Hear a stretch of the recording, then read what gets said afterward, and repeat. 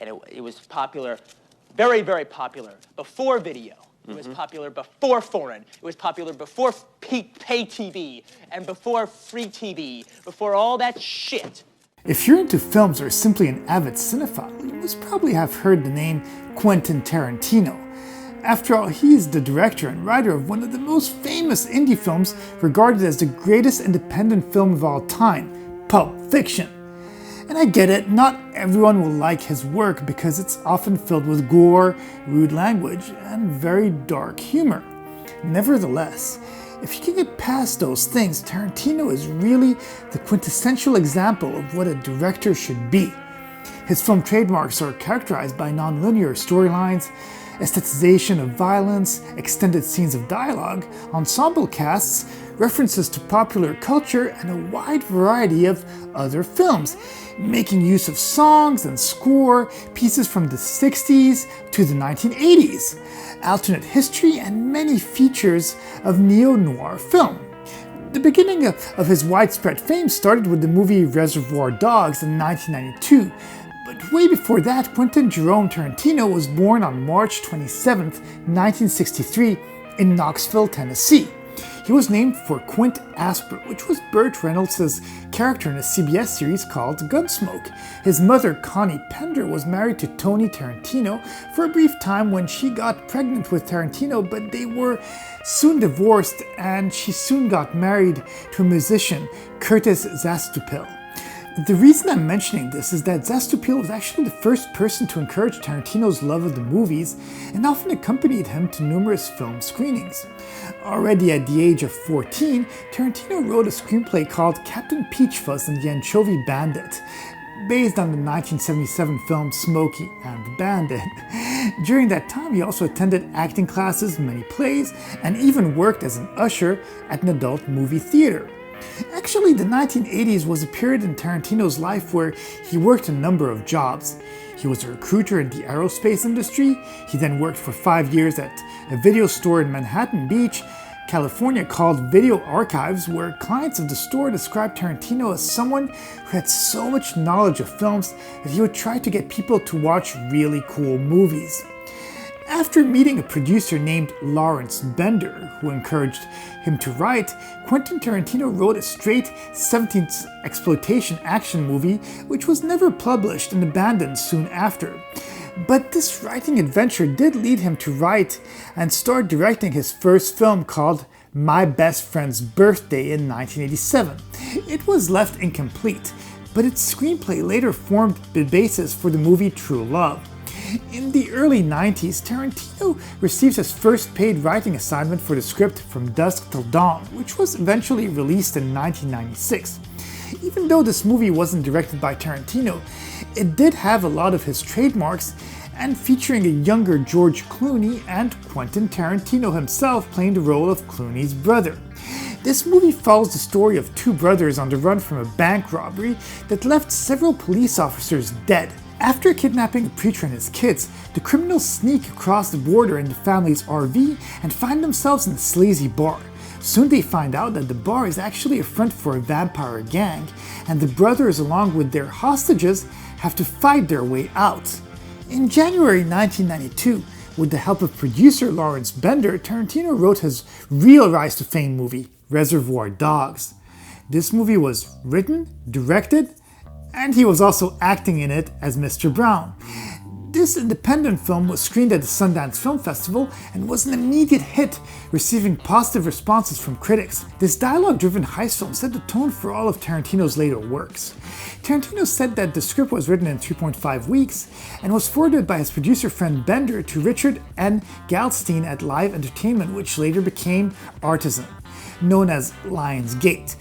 After Harvey Keitel read the script, he also contributed to the budget, taking a role as co-producer and also playing a major part in the picture. Finally, in 1993, Tarantino's screenplay that was the basis for an unfinished film was optioned and became the movie True Romance, which tells the story of an Elvis fanatic and comic book nerd named Clarence who falls in love with a night worker named Alabama. Clarence breaks the news to her pimp and ends up killing him. They inadvertently grab a suitcase of cocaine, thinking it's Alabama's clothes. As they hit the road and realize the error, the new couple head to California in the hopes of selling the cocaine, but end up being chased by the mob. Around that same time, Tarantino sold his second script, Natural Born Killers, but was revised by Dave Velos, Richard Rutowski, and director Oliver Stone. Quentin was given story credit later, disowning this film entirely. Further uncredited screenwriting credits of the mid-90s include Crimson Tide and The Rock. What's crazy about Hollywood is that one can stay undiscovered and struggling for years, and as soon as you do one good movie, everyone wants you to direct their next film.